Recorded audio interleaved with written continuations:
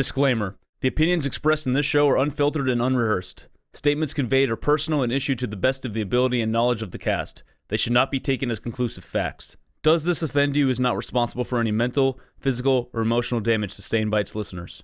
Viewer discretion is advised. Welcome to another episode of Does This Offend You? Today we talk about the wonderful wide world of comics, all of its convolution, the death of art in industry, and it goes without saying, spoilers everybody, spoilers. To all the tens of you watching, please protect yourselves, protect those you love. Thanks for watching, stay tuned. What do I have to say to make some money? What do I have to say to make some money? No offense. I don't like demands. Well, at least put the headset on so now you're listening. I am listening. I can hear you. I'm not deaf. Yeah, I had to suffer through like 20 minutes of your fucking terrible music just to get here. No, it doesn't. It's bullshit. I like to state, honestly, Omid, before you got here, Vlad was just sitting here like pumping music or whatever. Was it Russian music? It was It was garbage Russian music. But before he got to that point, so it was just Russian music. Yeah, it's just Russian music.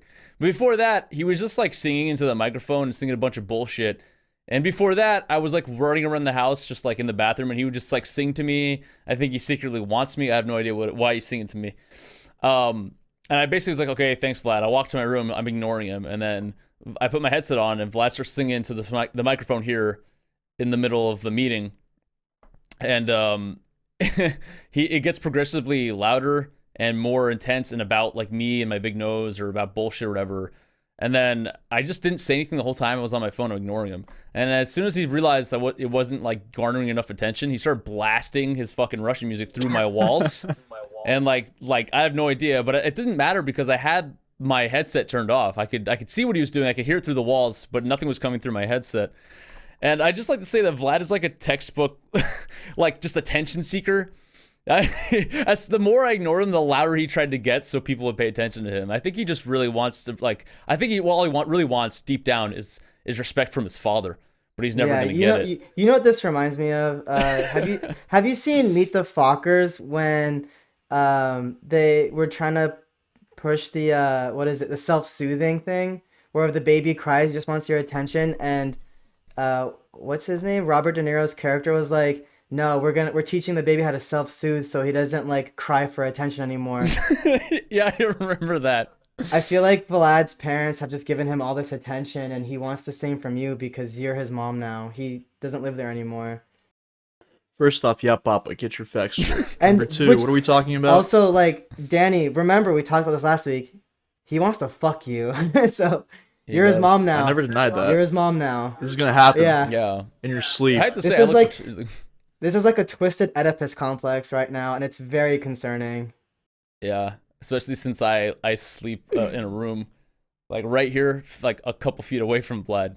Things could happen. Yeah. I don't know. I'm defenseless when I sleep. That's all I'm saying. So I think you should start looking for peepholes. Oh, Vlad, you poor boy. Yeah. All right. Well, this podcast isn't about Vlad as much as he wants it to be because he wants all the attention. But hell yeah. Well, then what is it about? I have no idea. That's the point. We come here and this is more like therapy. Yeah. I don't know. I was just watching today I had like a weird like spin on cinema. Did you guys know that I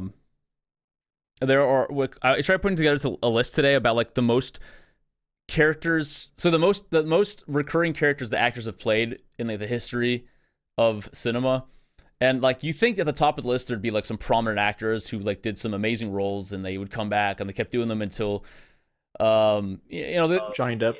What? Johnny Depp? No. Johnny Depp. Well, actually Johnny Depp is in there. He did like 4. He reprised or 5 times. He reprised the role of Jack Sparrow. But of all like the great actors and all the great roles and the great films that have ever graced the film screen, the number one person I believe, if this movie comes out, whatever, next year, the year after that, is gonna be Vin fucking Diesel for Dom Toretto in a garbage franchise. Yeah, think about it. Aside from two films, it's like the rest of them just been him and his cars and shit. How many Hugh Jackmans do we have for Wolverine though? I counted that. There was if you don't count the cameo, it's 7 times. He actually played the role. I think cameos should count because Okay, he gets royalties for that role. Okay, so 9 times I think with cameos. Oh, damn. Yeah, which is basically every film, if I'm not mistaken, of all the X-Men, aside from like the latest one, which was garbage, Dark Phoenix or whatever. I didn't see that one. You mean Apocalypse? No, he was in Apocalypse. They actually had like a role in Apocalypse. It wasn't just like a cameo. It was actually part of a sequence. But he wasn't in the last one, Dark Phoenix. But other than that, I think he was in every single X-Men film, if I'm not mistaken. So including cameos, Hugh Jackman might tie or be the most right now. You think if they replaced him, people will just accept it and move on, or will the fans get annoying about it? Dude, with all the reboots happening, I don't know. Like, it's too sacred. Like, have anyone seen the new? Have you seen the new Multiverse of Madness, the Doctor Strange film?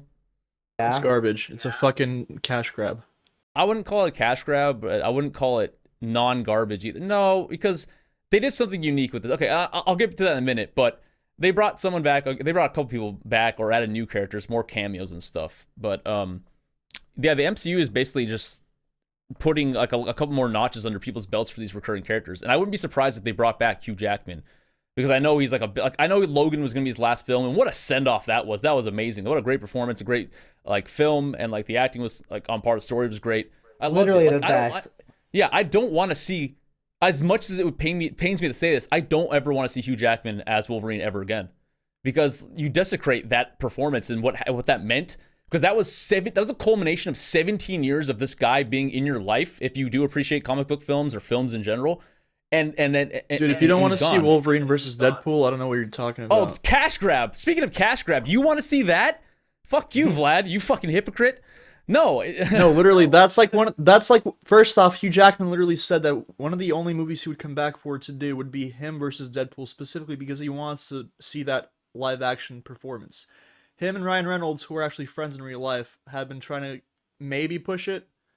They've been dropping hints. I don't know if it'll actually happen, but I would like to see that movie occur. I would like to see 2 immortal motherfuckers rip each other apart. Yeah, everyone would like to see that, but all you're doing is glorifying like UFC fight, but on an MCU stage.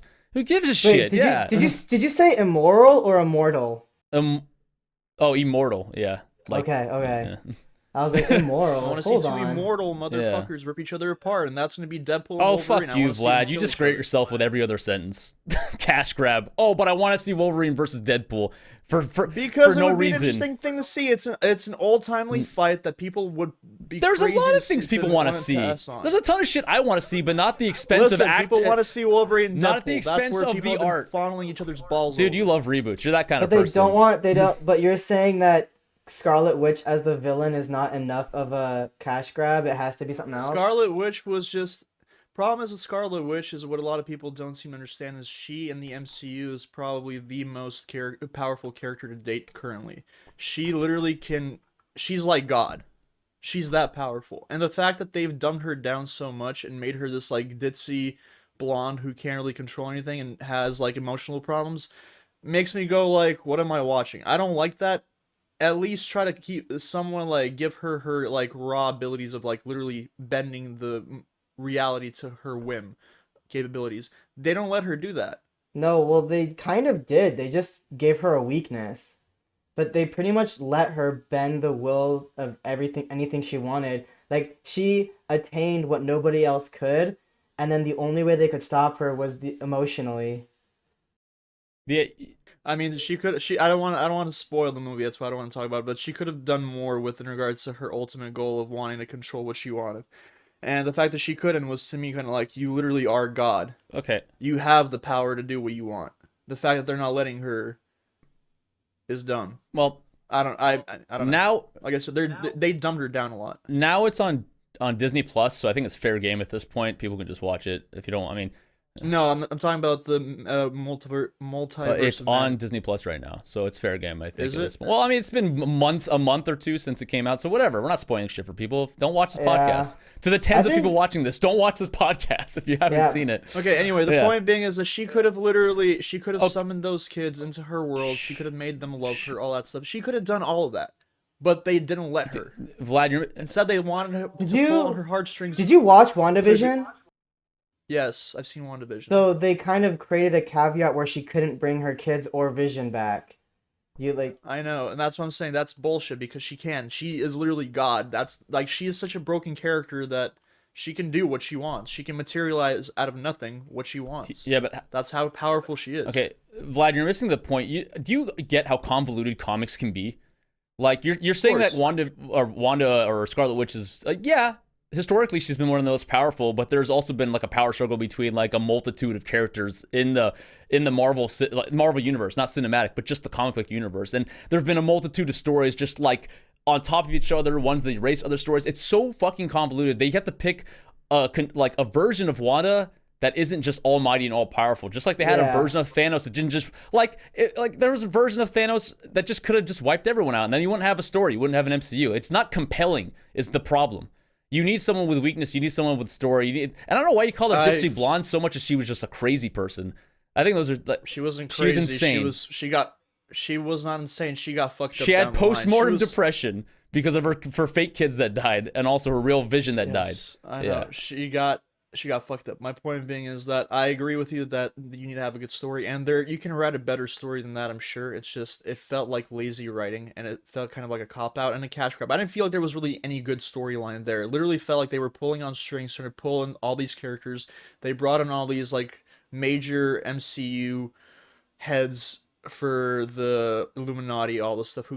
Yes, again, I get it. She can beat them. You'd expect a better fight from them because they're quote unquote the Illuminati. They should put up some sort of better battle. Granted, they will die. She is literally God. But I mean, the way you structured those the things, thing you is, just make a better story out of it. since now we're spoiling the movie, technically they did give her the freedom to be all powerful when they sent her to the other universe, and she straight up killed every single superhero in a second. Like, not even without trying, she killed all of them. Well, that's the problem. They didn't do anything major. Like, especially Xavier, he literally just went in her head for a few seconds, just kind of stood there and talked, and just kind of looked around in, like in a gaze before he got killed by her. And I'm just like, dude, do something.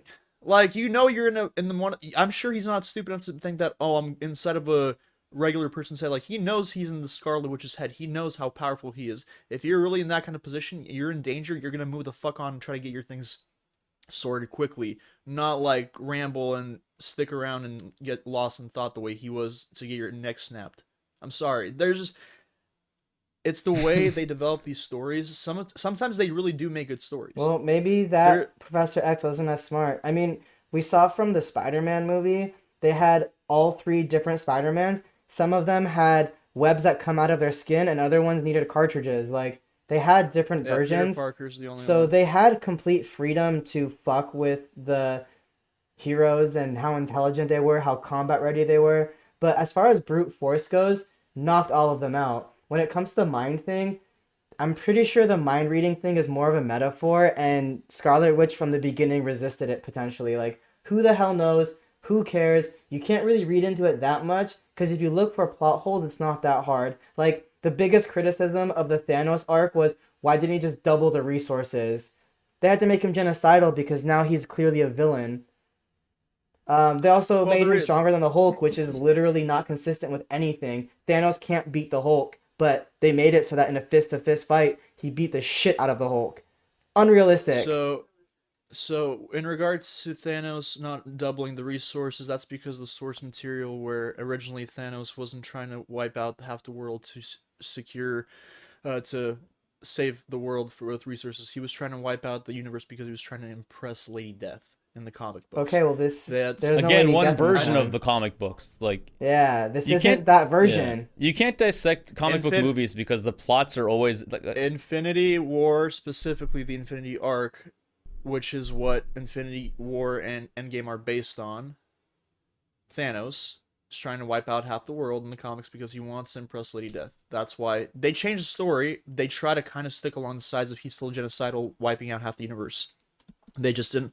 I honestly thought that when they released Thor Ragnarok, that they were going to use Hela, his sister, the goddess of death, as the one that Thanos would try to impress. I feel like we watched the exact same video on YouTube that explained these arcs, because I had the exact same theory, but I took it from that video because they're the ones who explained it and fleshed it out.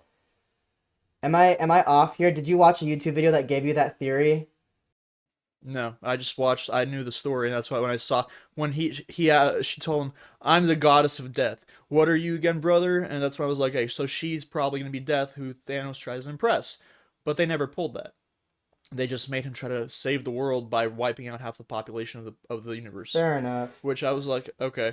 But it's stuff like that. Like I said, they're trying to pull from source material, but they're also trying to switch it up a bit.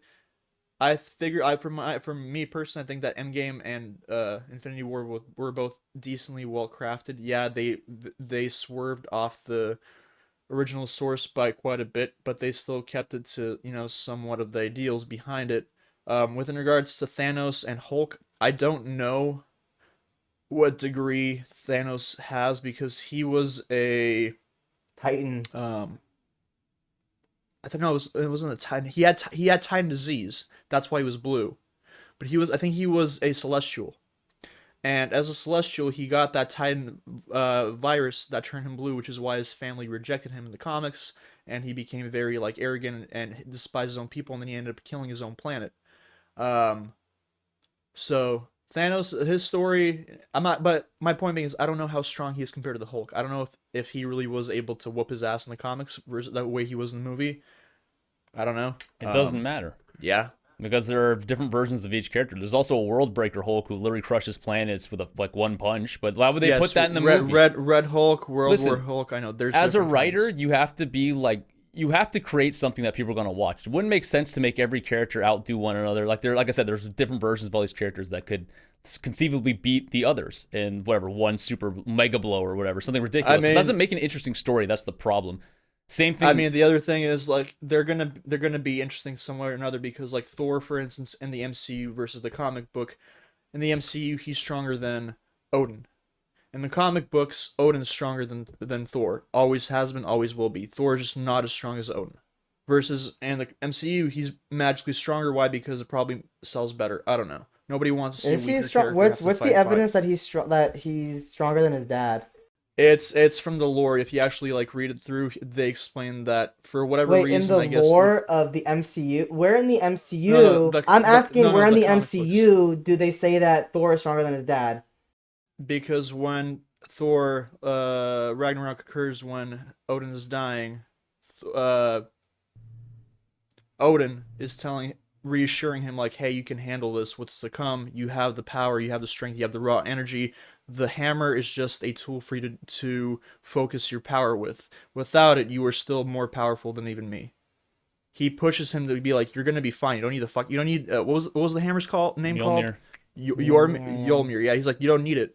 He's you can do without it. That's why he was able to freaking thunder his way out of Hela's hands when she was holding over the ledge. Yeah, exactly. That copyright, watch out. Hey, I can't sing that well. That might have been close to what it is, but I just think that's something any father would say to their child as they're dying. Oh, fuck, you're next? We're fucked. No, the father usually says, no, you're smarter than me, you're better than me, you're stronger than me, whatever. LeBron James, when he retires, isn't going to be oh, fuck, my son sucks. NBA is screwed. He's going to tell his son to his face, you're better than me. You have the potential to be better than me. So I think it's completely irrelevant what strength he has, if I'm being honest. But I also want to note that when it comes to the MCU and Marvel, it's still Disney, and they're going to make it family friendly.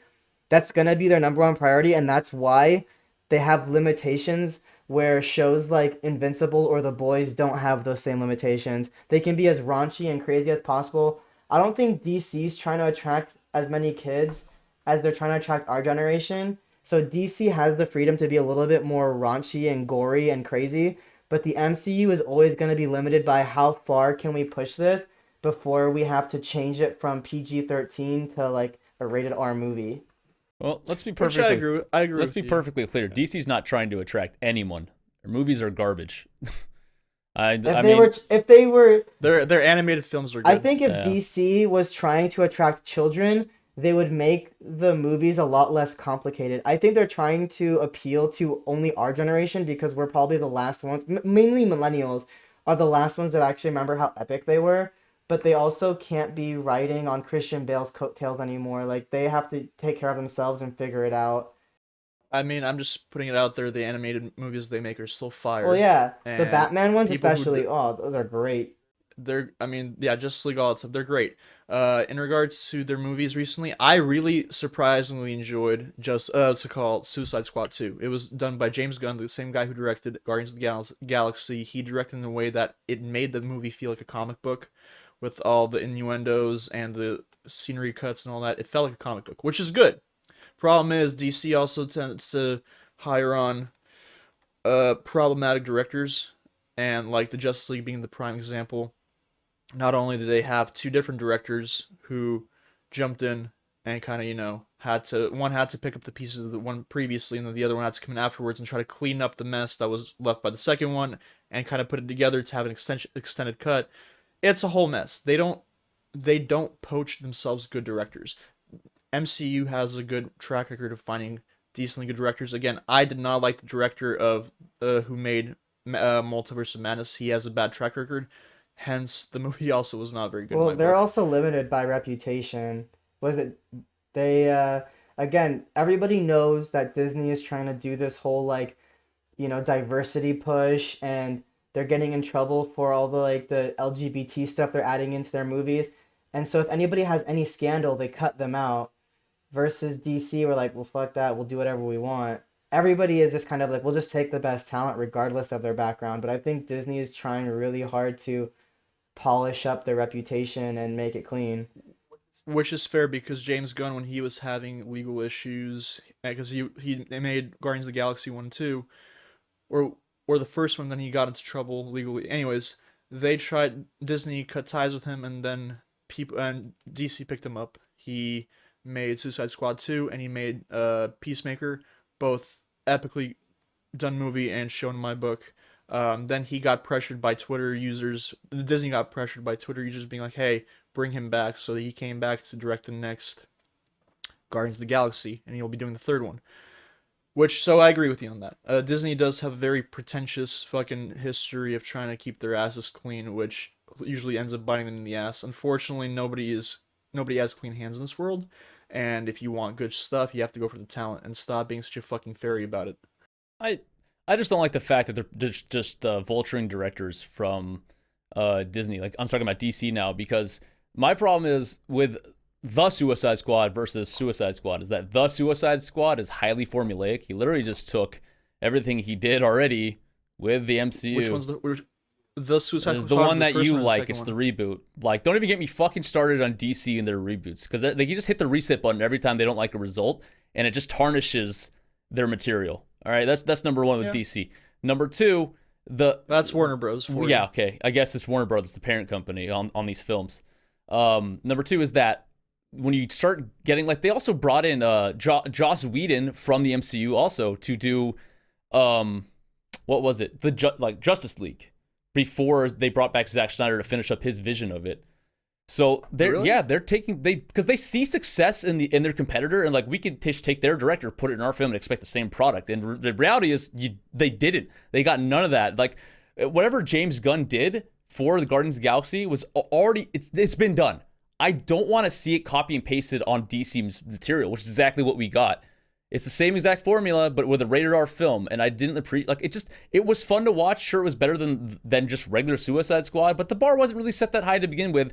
And like, moreover, it was like 4 or 5 years removed from that film, and they're trying to, like, loosely connected, but not enough to, like, make you believe it's a sequel. I have no idea. It's DC is just, all they do is just hit the reset button and expect people to forget the original thing that happened just like half a decade or less earlier, and people expect people to get behind it. Dude, I don't appreciate anything they do. They think it's like okay to just keep doing it and you keep saturating their own market, let alone comic books. Like, it's way worse when you actually open up the picture.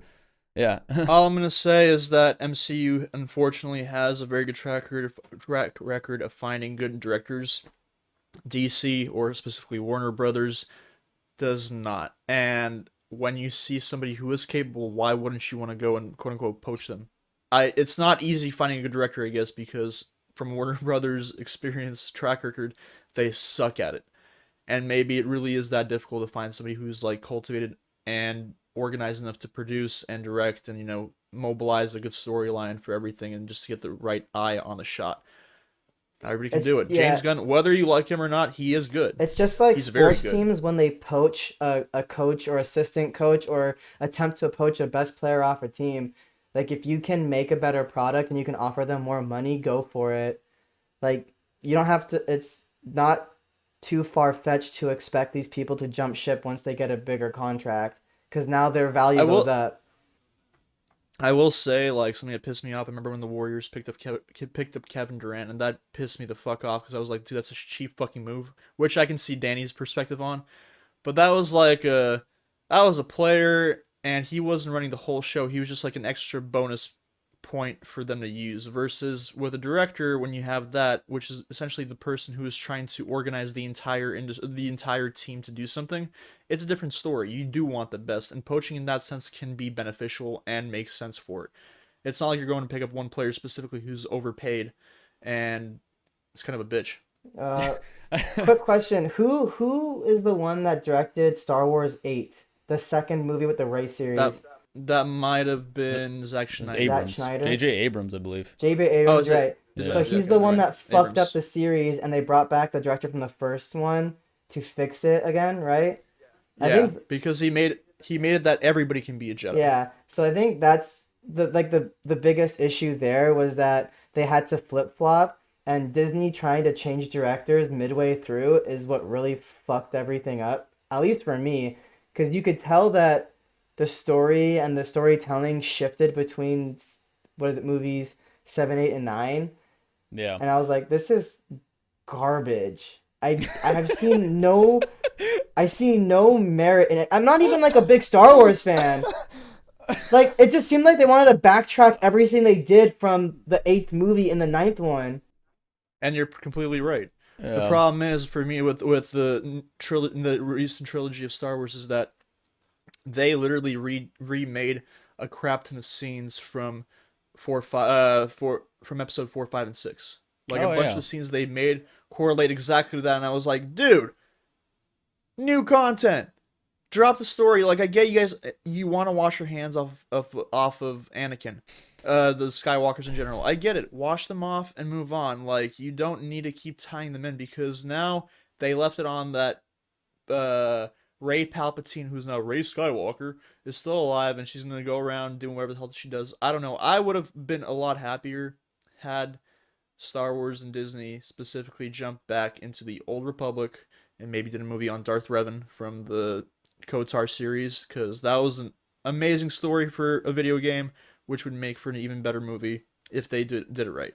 Here's the problem. I don't know if this is news to anybody watching or to you guys, but when you start handing art and material over to industry, you actually, I think that step alone ruins material, because all that studios want to do, and big labels or major production studios, all they want to do is keep reaching for the same success they've had before. And what that entails is that they just remarket or reuse the same stuff over and over. Yep. And this has been going on before any of us here were alive, probably before our parents were alive. Any modicum of success is always, like, the next generation is always trying to recreate that for themselves. Whatever the long-standing studios or labels or whatever. There's a driving force behind the things that we consume, and these big entities, they take material and like, this worked before, push it again. It's been like 10 years, right? Yeah. They'll buy this shit. They'll buy it all over again. Whatever it is, music, movies, TV, you name it. I don't know. For all I know, food. I've seen so much shit like redone on a supermarket shelf. Like, I've seen this before. They just put like a brand new label over it. Like, I don't know. Like, it's not news to me that people are doing that. Like, they literally shoehorned in the Emperor in episode 9. You know, after that huge pitfall in episode 8, where like no one knew what was happening because the writing wasn't consistent. They brought in the whole thing. You know, that was fucked up. But they're like, oh, you know what worked? The first movie, there's a giant Death Star again, right? And then in the 9th movie, they're like, hey, Emperor's back, everybody. Death Star ships. Yeah, whatever. This time, the Death Star shoots 5 lasers instead of 1. It's like, oh my god, what a concept. Yeah, but then in the 9th movie, they like literally in the scrolling intro credits said, the Emperor's back, everybody. Like, no lead up. They're like, here's the villain. Like, it's like, how dumb do you think the people are who watch this? I don't know. Like, maybe people buy into it, or people suckered into this.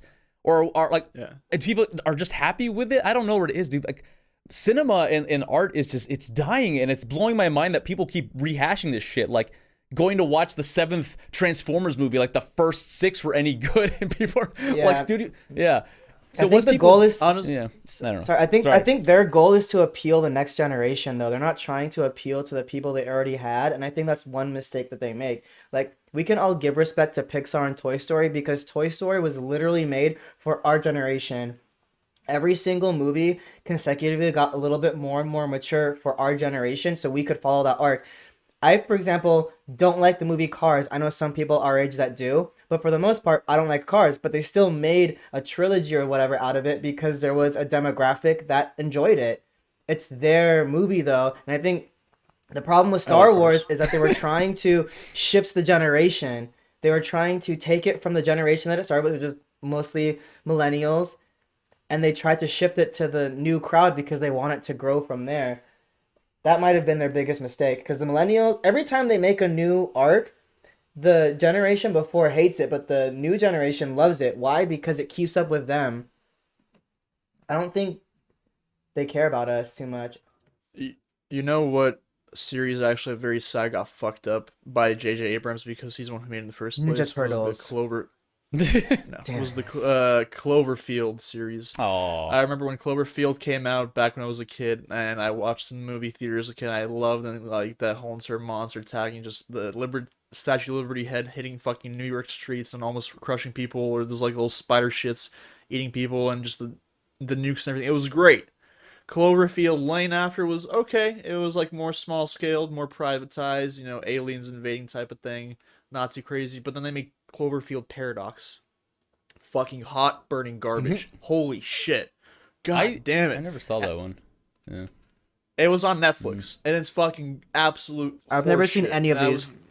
Oh, I recommend the first Wow. 2 for sure. They're completely different though watch from the each first other. two. There's like no, there's They're different for universes. no, they're the same universe, but they have nothing to do with each other. Like, No. If you watch 3, they'll explain it's different universes. really? then Okay, they well get that's pulled just into goes the to same show you how thing. garbage 3 is without even watching it. 'Cause- Yeah. It's that bad. Yeah. And it pisses me off because I'm like, it's such a fucking good series. Yeah. Gets fucked up. And I'm like, I like Abrams. He'll come up with good stuff and then he'll soil himself. Like, I don't get that guy. What do you think about Star Trek? Have you seen? Like have the you seen reboot? any of them? Yeah, the reboot. Any of the 3 films? Apparently, there's a 4th Don't one care now. for No, it. it was Okay. not good. I thought they were okay, but the bar wasn't really set high for me. I'm not like the biggest Trekkie fan. I think if I were to pick a side, in the battle, even I care think for Star Star Wars. I Trek. think Star Wars is more my jam. I don't hate Star Trek, Oh, yeah. but Someone described it to me as Star Wars is fantasy and Star Trek is science fiction. And I was like, damn.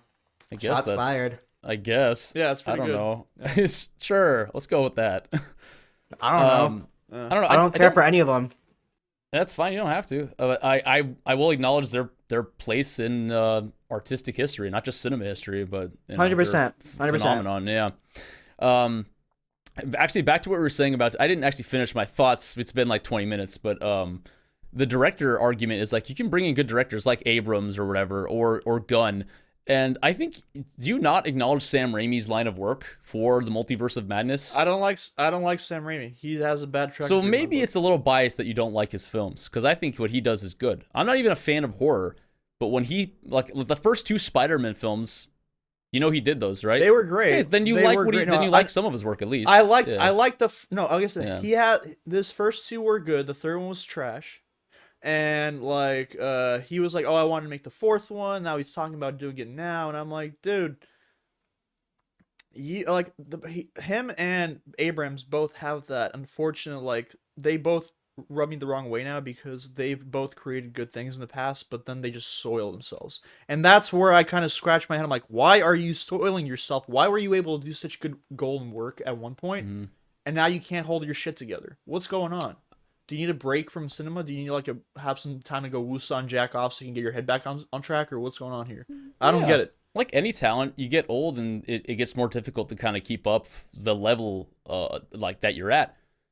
No, but you did something that created magic in the first place. Why can't you replicate it? That's it's the like point. It's like if You can't just replicate it's like it. if I mean, look at fucking Curry. He fucking replicates Didn't himself you pretty just often. complain about people replicating things? Like when they have a formula and it works, and then now you're saying, oh, when they try to be original, it's ass.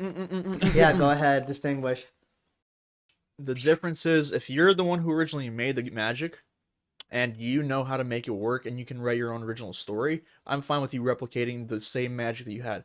If you're going to go and be a different franchise who then goes and hires a new director and says, well, it's been like 20 fucking years, let's do the same thing and basically rewrite the original story, just edit it slightly, that's where I'm like, dude, you brought in a new person to organize this shit and make it work and try to put it together. Let them do it their way. Hopefully they're good. Do not bash them and do the same shit. Make them watch the old movies to get an idea of what they're playing with, but don't expect them to remake it exactly the same way and go with the same storyline. Well, that's the Especially if it's been for 20 years. okay. That's the problem you have with hiring mercenaries. J.J. Abrams or Raimi didn't have their hand on the source materials to begin with. I don't know if either one of them picked up a comic book or watched the original films. Who fucking knows? I think J.J. Abrams acknowledged that he was a huge Star Wars fan or whatever growing up. So good for him. But like the more you bring in other people outside of what the original creator's vision, the more it's gonna get fucked up in a sense. So you can't look at one body of work and be like, wow, they did so good here. Why is this garbage? It's like because maybe they had more of an investment in the original body of work, or it's maybe more of what they want. That's a problem with studios seeking out these directors as just one piece in a project, rather than treating them as artists with a vision. Like, oh, you did good in this movie. Come do our movie. It'll be good too. And yet they show up and they're like, what the fuck is this? Why do I have the script in my hand? It sucks. I don't want to do this, but you give me a lot of money, so I'll try my best, I guess. Like that's the issue I have with it. You can't pick out a director. What did you not like about episode 7 of Star Wars? I mean, I didn't exactly hate it. I don't know what I didn't What did you not like about it? I don't know. Like it's almost, I'm kind of indifferent. I can tell you Go personally. ahead, tell me what you think. I feel like they left it with no real direction because like episode 4 originally, even though it was like the beginning of the trilogy piece, they had a clear enemy with a clear objective that they completed, and they came back out their little celebration and left it. They circled it out and closed it off for the first piece. Episode 7 did not feel closed off. It was literally like I opened the door, now walk through, and I'm leaving the door open. And I'm like, what was the point of me walking through that fucking door? What's the end game goal here? Do you not understand how trilogies work? You're supposed to create like an opening. I know how. No, like I said, you should leave a cliffhanger, something that connects to the next story. It didn't really do anything.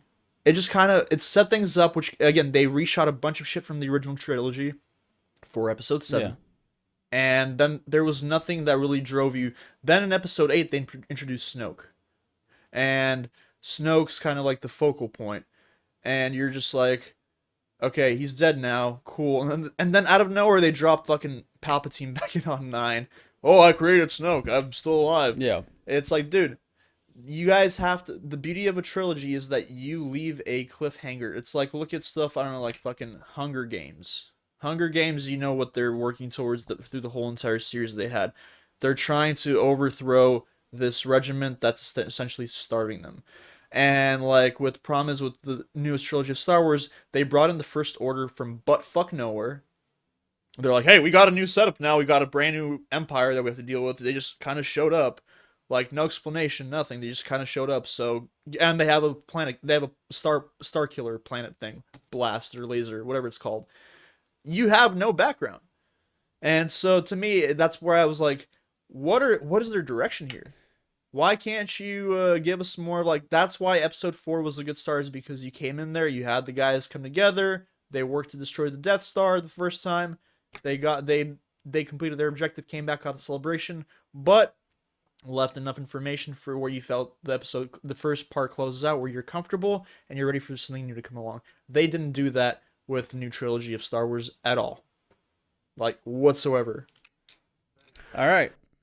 Very cool. I'm glad we got your thoughts on that. Anyway, speaking of cliffhanger, stick with us here in a moment. We have an advertisement commercial break coming up, and we'll continue more about film and art right after this. See you soon. Does This Offend You is absolutely, definitely, and undoubtedly brought to you by this 100% totally real sponsor. Today's episode is brought to you by the convenience of pens that have a bunch of trapdoors in them. If you take a look at this fancy pen here that my dad gave me a little while ago, you'll see that it has more than just this pen function here. You see that pen tip right there? Yeah, that's not all. It doesn't only write. What we have here is a ruler. Check that out. We have a pointy thingy for your iPads and whatnot, so you can start rubbing your devices with this bad boy. It has a leveler on it. Ooh, look at that bad boy. You can definitely level your piece of paper to make sure it's in place. And the trap door that I was talking about, check this out, guys. It's a freaking screwdriver. And the best part is, it can flip into another side. Like, let me tell you, the amount of times that I've needed one of these in my life, incomparable to how often I might need it. Let me tell you that much. We are going from like 0 times to, potentially infinity at this point. Like, it's endless possibilities of this bad boy, and I'm looking forward to the day that I can actually use this for something useful and be like, you know what? I actually do have a leveler on me. Let me stop what I'm writing, and you can use my pen for that function. Now, of course, I've needed a screwdriver, but unfortunately, I own a real one that doesn't break down or bend or pop out every time you use it. But, if opportunity ever arose and I was using my screwdriver for one thing and somebody said, hey, are you using this to write? Do you mind if I use it as a screwdriver? I would love to say, sure. Here you go, buddy. Let's give a shout out to, I don't know, Enterprise IT, whatever that means. I don't know where my dad got this from, but bless his soul. This has been a very useful pen. Yeah, it's very good. Oh man, we are stretching for it now. We're advertising. You did not offer the option to take that pen and stab somebody with it. I feel very disappointed. Well, you can do that No with Krav any Maga, pen. nothing. We're really grasping at straws here because we're advertising pens now. I don't know what else there is to. It's not just a pen. It's a fucking leveler and a screwdriver. Next time we will do glow-in-the-dark condoms that you can put on, and they look like lightsabers if you turn off the lights, and then you have like a sword. Why do you have trouble? Do you have trouble finding it in the dark LED? How many penises are in the room when you have sex? A lot. Oh my god. But okay, going back to the original topic. No. let me ask you guys I this. want to talk about how often you and your friend just put condoms on and pretend to have sword fights. Like, my idea of a Never. sword fight Never. is Do you- peeing in a toilet at the same time as another guy. Yeah. It sounds like you guys actually like battle your penises. I mean, you could. It's not. Does size matter? I would assume Just so. Do these Throwback. condoms have flavors so that if you win and you do the inevitable teabagging or whatever you freaking do, there's actually some like pleasure for the other person? I Do you don't make know. sound effects when you whip them out? Yeah. I have the high ground.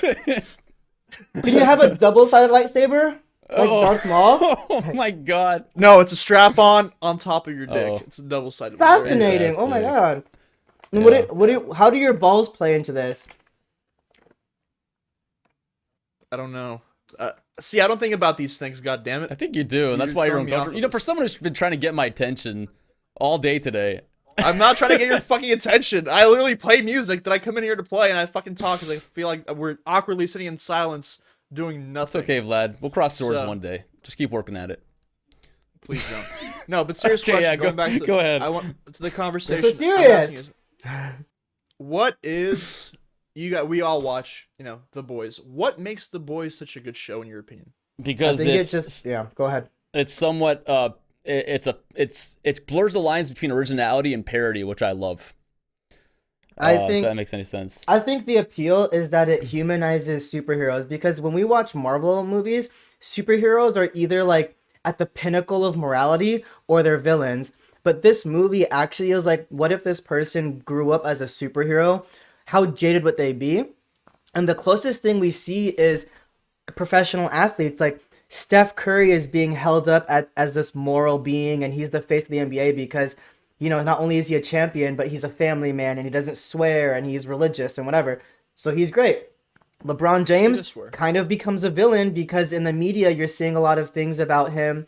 I mean, he's a champion and people love him, but then you'll also see like, oh, he was an asshole to these kids, or he doesn't give people the time of the day sometimes. Other times you'll see the opposite in the news depending on like if he's somewhere for PR or if he's just trying to live his life. But you see what happens when you put people in the spotlight really soon and they become essentially heroes. And this is actually what we expect to see in a superhero. And they also warped it because now we're taking it into real life where what if someone turned it into Justice League Incorporated? That's what The Boys pretty much is about. Justice League Incorporated. You have a Superman, you have Aquaman, you have all these different characters, even the Flash, but now they are corrupted in a way because they're doing it for money, they're doing it for attention, they're still trying to bang girls, they have nasty intentions like anybody else would, like they have flaws. And I think that's what makes it real for us and a little bit more relatable. And on the flip side of that, the heroes in The Boys, I don't think I'm spoiling this for anybody, but it's the mortals, it's the human beings. Like these are the people that are using their means to stop the superheroes. I think that's pretty cool. So, with all that being said, have you guys ever watched that movie Brightburn? I don't even know what that is.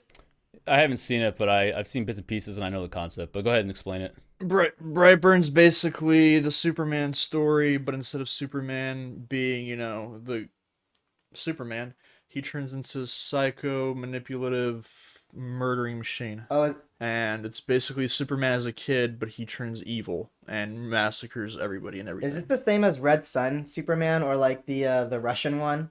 Red Sun was not evil. He was just under the Soviet occupation. Same thing. But okay.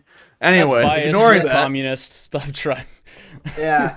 Everybody Ignoring knows that only for- America is the good side. Yes, I'm not arguing that, but my point being is that Brightburn basically was the Superman origin story, but the kid instead of being good turns into being completely evil as shit. And that movie bombed horribly. It had good effects, it had a lot of horror to it, all this stuff. My question is, why do you think that Brightburn as a concept like that would crash and burn I versus can't tell you because none when of us watched it. I can tell you why. I can Okay, tell you why. tell The me exact reason why. Did you like Brightburn #1? Brightburn to me was cool effects. I like the horror aspect, but the story and the story just wasn't my thing. Okay. There's a correlation between the reason you didn't like Brightburn and the reason you didn't like the Multiverse of Madness, which is both of them are horror. No story. What? They just had no story. I mean, the Multiverse of Madness was literally like basically no story for me that mattered or had any real cognitive You know, functionality. there's some irony Brightburn to was just this. badly executed. No, I'll tell you what it is, dude. It's because you watched Yeah. 2 horror movies. You don't like the genre. And the reason why something like Brightburn bombs is because no one wants to watch a superhero film where the superhero, so to speak, is a bad guy. Just like the same way they don't want to go watch a horror movie where all the like you go to a superhero film. Let me just say this. The reason the Multiverse of Madness it was a bad film is the same reason it was a good film to me. It kind of sits in this weird genre by itself because it's the MCU's take on a horror film, but they use the superheroes. No one wants to go to a superhero movie and watch all their favorites get fucking destroyed. I mean, what? You're disagreeing with me? You don't want to go watch? No. I actually agree with you, but I'm gonna poke fun at Vlad again. So Okay. give me a couple seconds. But I'll let you go. But okay, I think that's both reasons those movies were like not well received. You know, I guess to some people like us, because you don't go to a superhero movie to watch it like that. You want to see triumph. You want to see like turmoil, and you want to see like the heroes grow and succeed, and like, hey, we saved the day, blah blah blah. You know, Yes. that's exactly what you want to see out of superhero films. But when you go see the Multiverse of Madness or Brightburn, you got the complete opposite. You got to see people getting fucked up by your superheroes, if not completely destroyed by other superheroes. So it leaves like a very bad taste in your mouth and a very like a void in your stomach. Like, oh, that sucked. I just saw. You know, I shouldn't have to watch Professor X die 3 times in one lifetime. That's all I'm saying. Stop doing this to me. Stop doing this to us. I don't particularly care about what's called the superheroes dying. My issue again with the Multiverse of Madness was there was no end game, no long-lasting effect of that story. It literally was a story of a chick who is essentially again God, going through a psychotic breakdown, trying to get these kids from another world. For whatever reason, she can't pull together make into her own world where she already has ultimate power in, because they dumped her down so much. She goes and causes all this fucking damage. She kills a bunch of people, which I don't care about. And then at the end, she's like, well, I can't do it. I'm essentially going to give up now. And I'm just like, why did you build up all of this just to fucking make her literally throw her hands up and say, well, I fucked up. I don't know. Do you not understand how horror works? Like, the insane person never acknowledges their own insanity. Like, you ever watch The I don't care Shining? if It's she a good story. acknowledges. The Shining's it's an American classic. And I know what exactly. So- So I don't know, like, why you're picking you're trying to pick apart this plot, which is perfectly fine to me. Like, the execution. I mean, I'm not the only one. So who doesn't like it. A lot of here's the people thing. that I don't think like you it. guys are ignoring the fact that almost every single movie, especially the successful ones, have the exact same formula for telling a story. Do they do it the exact same way? No, because that would be a lot more obvious and cheap. But I think you just like the hero's journey and you don't realize it, which is absolutely cookie cutter superhero storytelling.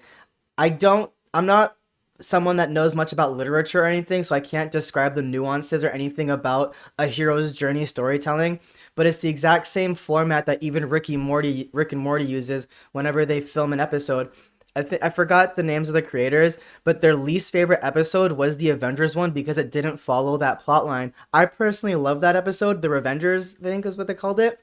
That's because they talked about Israel, don't lie. No, that's not. It's actually because it was different and I liked it, but I don't think you actually like things that are different. You just like to make fun of things that aren't. There's a lot of times where artists try to be creative and they'll get roasted for it, but it's their attempt at trying to leave the cookie cutter sellout format, and that's the reality of it. So I think you're a great example of why most people don't try new things. It's because they're afraid of getting roasted. Even Linkin Park, after years and years of being in hiatus, put out a new album and they got roasted for it because it wasn't the same shit they used to put out when we were younger. They tried something new.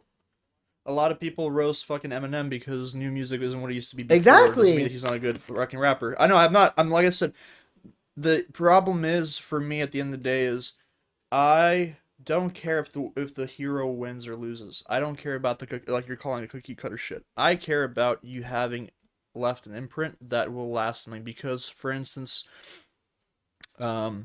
with Christian Bale's Batman with the Joker, he didn't really win or lose. Joker was still gonna be. He was just a Joker didn't win or lose either. He was just kidnapped. He was captured and taken to Arkham. to fucking Arkham, and what was the episode? Oh yeah, and then fucking Harvey whatever Dent. his name- Harvey Dent. Yeah. He got his face burnt off. Rachel died. It was a whole entire shit show. Harvey Dent fell from being the White Knight to being a villain. All this stuff, like, shit happened in that movie, but it was still an overall good film, because even though there was so much loss and Batman didn't really come out on top, he lost the love of his life and all this stuff. It was still well executed, and that's not the issue. But it left you an impact. First off, the fact that Joker survived and got captured gave you that hope of, okay, we'll see Heath Ledger's Joker again. Unfortunately, Heath Ledger didn't survive, but it gave you kind of like an instinct. Okay, so you have a well-developed villain that you're going to be expecting for the future now, that you can possibly see coming forth again in some other movie, and probably fucking things up even more for the Batman, who is supposed to be the hero. All the movies I'm talking about beforehand, like Brightburn, Multiverse of Madness, they don't create that leading up cliffhanger anchor that really tells you, hey, you want to stick around for the next chapter. They don't do that, because they kind of, like I said, with Multiverse of Madness, she literally, after causing so much goddamn fucking damage, literally just goes like, well, I fucked up, I don't know, I don't have anything to go for, I'm sorry, and that's it. And I'm just like, dude, thanks for wasting what was like 3 hours of my fucking life on this. Well, she wasn't the protagonist. What? There was an overarching story throughout the rest of the movie. It was pretty much Doctor Strange. He's the protagonist. He's the one that actually has to go through the change. Yeah. But his change wasn't direct, which I think was very original, because And I feel like they didn't really put that much no, effort. what we saw was essentially, we knew what Doctor Strange's character was, because the beginning of the movie was seeing what could have been the original Doctor Strange. I don't know. I don't care. but we saw what his natural knee-jerk reaction was, which was sacrifice the girl for the rest of the world. It didn't work. She survived. She went and told this other Doctor Strange, who we don't know. Maybe he would have had the same intention, but because we saw the other arc before, the major character change was the fact that he was like, no, I'm going to prioritize saving her life. Fuck the universe. Which is very irresponsible, if we're being real. But we saw a different way of telling the story, but I think you're too focused on the Scarlet Witch arc to really worry about the Doctor Strange arc, which is what the movie... It was a Doctor Strange movie. Scarlet Witch was the antagonist. I know, but here's the thing. What I would have suggested they'd done, had it been me, I would have suggested that they somehow formulate an allyship between Scarlet Witch and the Strange Supreme. Did you ever guys watch What If? Yeah. So if you watched What If, in one of the universes, Doctor Strange trying to save his girlfriend, whatever, from dying, in his universe, he does all this stuff, and he eventually goes down a really, really dark path, pulls out this like magical book, ingests all these powerful creatures to give him immense power, and then he finally breaks the cycle, and his whole universe collapses because she's supposed to be a transformation point for him that he's not supposed to be able to save. He does it, all hell breaks loose, the whole world falls apart, he becomes enchambered in this prison of eternity, which I guess we saw in the Multiverse of Madness. I would have liked to see him and Scarlet Witch team up together to, take on Strange and all the MCU moving forward. That would have been a really nice closeout for me. I would have at least been like, okay, they left a bit of a nail in the fucking coffin for me to come back and see what happens next. They didn't do that. Why is your only criteria? Yeah, why is your only criteria like cliffhangers? That's all I've been hearing this whole time. Like, what makes a good movie? Cliffhanger. That's not it, dude. Because some arcs have to close. Because they're not closing the arc. The problem is they're moving this movie. That's not the big picture, though. Yeah. I know what you mean. Most of these Marvel MCU movies are just placeholders or storytellers for the end game. Literally, the end game was their end game for that. And that's now their next end game is supposed to be Galactus or something, so they can't focus on these tiny mini stories to lead up to that. They need to open these arcs and close them, give us some character development, and move on. I thought it was the Conqueror, but anyway, it could be either one at this point. I don't give a shit, honestly. Fucking anybody or anything. That's the comic books for you. Yeah. I'm just saying, like I said, with the MCU, the way they've been operating before, and they've always, if they're having that end goal type of build up for down the line a few years, everything ties in, leave something worthwhile to tie in. Don't just say, oh, I gave up. I'm telling you, had they had them team up and done some like catastrophe type shit for the ending, it would have made the movie 10 times better. Okay, well that's dumb. Number one. Okay. All right. Sorry. Number two. Well, I'm not. I mean, if you were to write it and I were to write it, it'd be completely different. But number two, you're not far off, because what they alluded to at the throughout the entire movie and at the end of the film is that Doctor Strange is the Strange Supreme. He is about to become something of like a reckoning to their universe, because he opened that book and he did all that shit, not to save his girlfriend per se, but to save somebody, save another girl or whatever. So he opened up Pandora's box. To save America! To save Fuck America. yeah. No, but I want to see Strange Supreme versus Doctor Strange. I want to see those two duke it out, because Strange Supreme is so goddamn overpowered now, supposedly, from all the fucking monsters that he ingested. Yeah. In What If? Yeah, but What If is a bunch of standalone stories. If they want to fuse them, cool, but they don't. But they did. They brought him in. They brought him in, yeah, so let's move on and see what happens, though. I don't know what else you want from them. I'm just saying they should have if I was the one writing that book, a story, I would have at least made them team up or somehow have some sort of connection that tells you like this is what they're leaving this mark is going to be a fucking ungodly wave of crap moving forward. Well, they are doing that, but not as a team. Scarlet Witch is dead. Good riddance. Now it's Doctor Strange bearing the weight of what he did by himself, which I think is a plus in the film, if I were to actually dissect it. But yeah, I like the way that ended. It's not like in the same. It's weird that you praise the Dark Knight and then the Multiverse of Madness. You're like, this sucked, because the end result is the same. Both heroes sacrifice themselves in a way for the greater good. Like I know you interpreted the Dark Knight one way. To me, Batman didn't win. The Joker won. I don't care if he went to prison. His point was proven. Harvey Dent I never said he won. What do you mean? You said he didn't I lose never- or whatever. I never Okay, said- to me, I said never. He never won. I said he lost his fucking girlfriend, the love of his life. He lost Harvey Dent, who's the fucking okay, White Knight of the city. He didn't win, and Joker still managed to create enough chaos that he was happy. He got captured and went to jail. So that okay. for me it was like, okay, cool. I have something to look forward Okay, to. I now. know. Look, there was no play to bring him back anyway. That story's done. You have to accept the fact that sometimes I the know. villains don't come back. Their job is done. Well, Characters Heath don't Ledger- come back. Heath Ledger It died. wouldn't have mattered. He wasn't coming back. Christopher Nolan isn't a fucking hack, and he wouldn't write your stupid script anyway. So Oh shit. yeah, and so what I'm saying is the I don't know, Joker man. proved his point. He was a device in the plot as a character. He did exactly his job, and he won. You said he didn't, like you. There was like a playing field where nobody won. Blah blah blah blah. I think there was the definitive victor, and that was the Joker. He proved everything, like everything he thought about the city of Gotham, about people. I think he proved it right. And at the end, the Batman had to take the fall to protect that secret, to protect the fact that Gotham can be saved. But it wasn't, because their White Knight fell. He was just as much garbage as like the pits of Gotham. And I think that's the point of the character. The hero is never always is not going to win in the way you think they're going to win. Like the triumph that I talked about earlier that I like to see in superhero films. The Dark Knight is a perfect example of what it takes to be a hero. It's not always just like a victory, like haha, we won, on to the next villain or whatever. It was like, shit, I have to do some real sacrifice to save the city, or do things that like put me in jeopardy for the greater good. And that's what Doctor Strange did in this. You know, the execution was different. I prefer Nolan's vision to Sam Raimi. He, like I said, best and worst parts of this film is that it was horror. Well executed horror, not what I wanted. But the end result is that Doctor Strange made a sacrifice for the greater good. He opened up that fucking book and made himself super evil or whatever. He knew what was happening as soon as he opened that book. He's like, there's some backlash. Like, things aren't going to be the same. I'm probably fucked after this. And that's exactly what we got at the end of the film. He had the third eye. There's a film ripping the universe. What's her name? Charlize Theron comes out of nowhere. It's like, hey, by the way, we got to do stuff now. Hey, there's more to the story, His future Vlad. wife.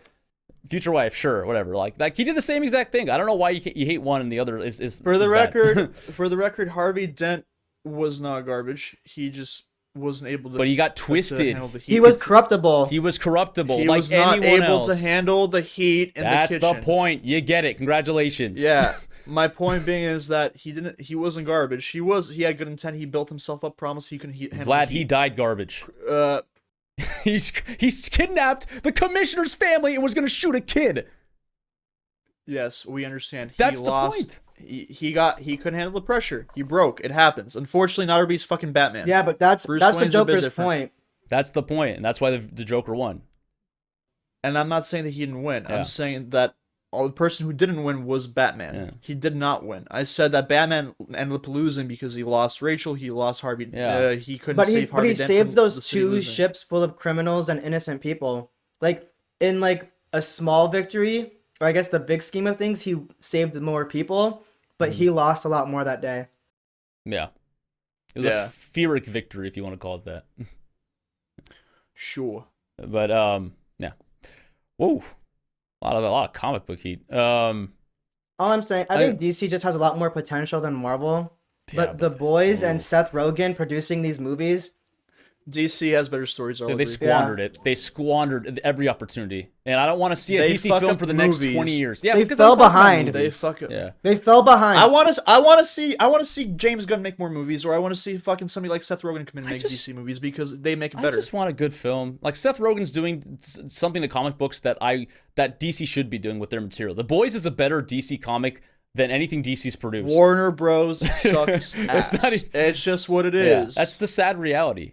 We're never gonna get anything good. Like Christopher Nolan was the last thing that ever. I mean, have you guys seen the recent Batman? I watched it like a few months, like 2 months ago maybe. Nope. The recent Batman, yeah, I don't know. It's cool, but to me, it's just another reboot. Like I lose respect with every release of a new Batman or whatever. Like, cool, it was a nice new spin on Batman, sure, but it's not gonna change my intention of going to watch it or give anything else new respect. Patterson was a good Batman for a young Batman. I like the fact that they made him so fucking fucked up where he makes mistakes. That was a good thing.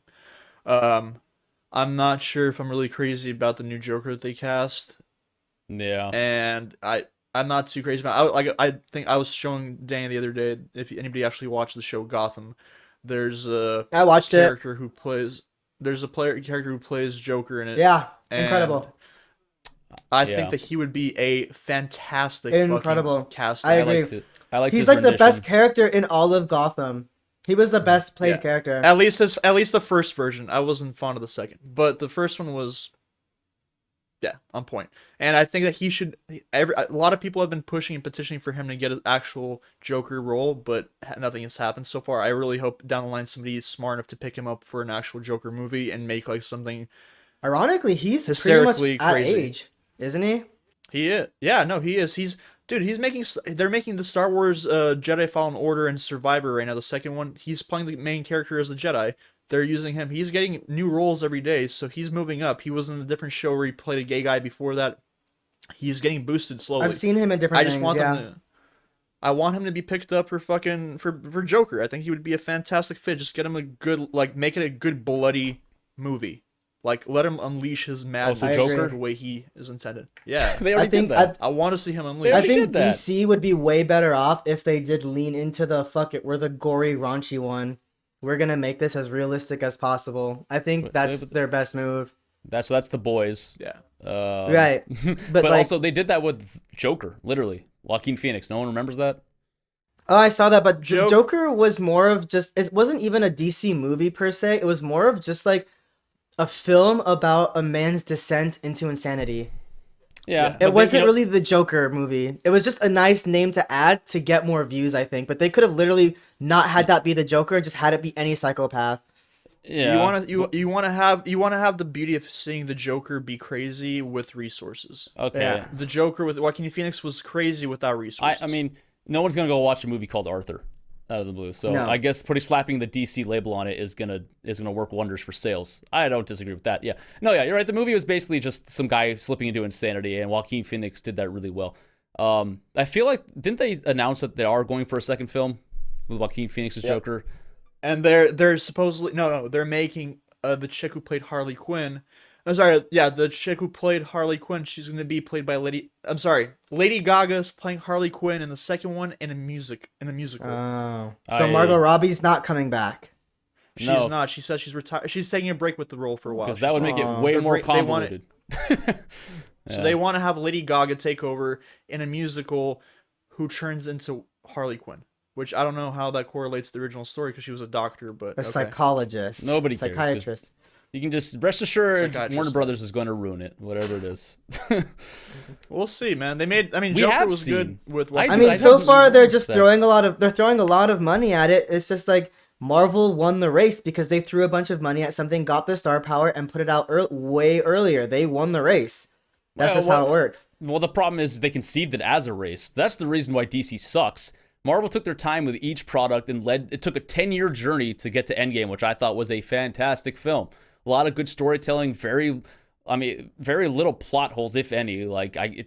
I know your take on it, Omid. I know it wasn't to me, it was like a very well put together film. The whole entire story was perfect, start to finish. By the way, we never touched on this guy who's like John Favreau. Amazing. That guy, Favreau, whatever. Everything he touches is gold. He did Star Wars stuff. He did MCU stuff. Everything he does, love it. Anyway, as I was saying, in the other side of things, you get like the Justice League and the DC. They're trying to replicate what the MCU did. That was their mistake. They're trying to race for the big finish, the big, the team, the super team. To me, the Justice League is like the more infamous than the Avengers, but the finishing product on screen in film, complete garbage. They tried to take the same formula that MCU did, took them 10 years to do, and hyper rush that, and that's the perfect example of rushing and why it gets you nowhere sometimes. They fucked it up entirely. What we got versus what we deserve.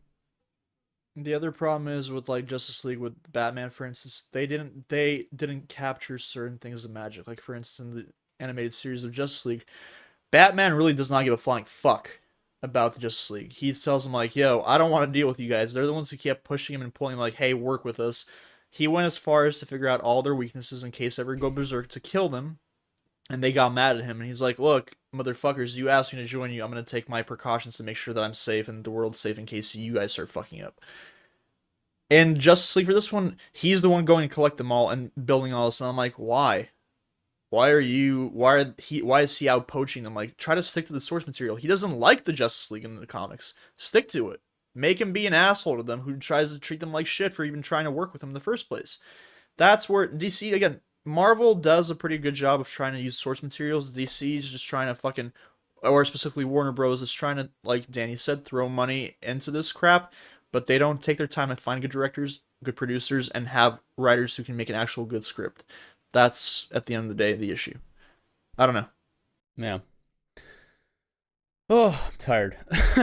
I thought interesting. I don't know why this landed on my head, but there's been a lot of relation to sports, which I find interesting because as soon as Omid brought up Steph Curry versus LeBron James, the only thing I can think about is that the ultimate villain in the NBA universe is the helicopter. What? Okay. Kobe Bryant. That's it. That's the joke. Oh.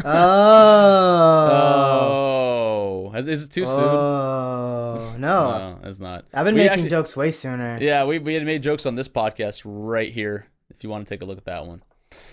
Yeah. Yeah, I saw a really good meme of showing a fucking Kobe Bryant with Gigi, and it says, it wouldn't kill you to spend more time with me. Oh, no. Man. It was horrible. Jesus Christ. Well Bad. played, well played. No. I'm for it. The jokes, Oh, not the death. yeah, no. Can't get behind death. That would make you a bad person, Omid. Terrible. Yeah, I know. It's just sometimes if there's a joke to be said, I don't mind it being said. It just needs to be creative enough, you know? I think there are certain levels of wit and being clever that make it kind of okay. So you don't But like it my also depends helicopter on your joke? audience. No, You it was don't- great. It was great. It was a little vague, Did it, but I caught on. it flew over your head? Yeah, it flew over my head, yeah. And then it crashed And- because you had to explain it to me. Oh, what a recovery. And then it crashed. All right, well, I don't know. How are you guys feeling about today's episode? Have you gotten everything off your chest? Vlad, are you Yep. want to sing to me more, Vlad, for the people at home? Hell fucking yeah, America. Here, I found it. I'm going to send it to you guys right now. Okay, thanks. I didn't know America was an actual people's name until that movie. And then after I saw the movie and I was scrolling through Bumble, I started to notice, like, I saw 2 or 3 girls named America after that.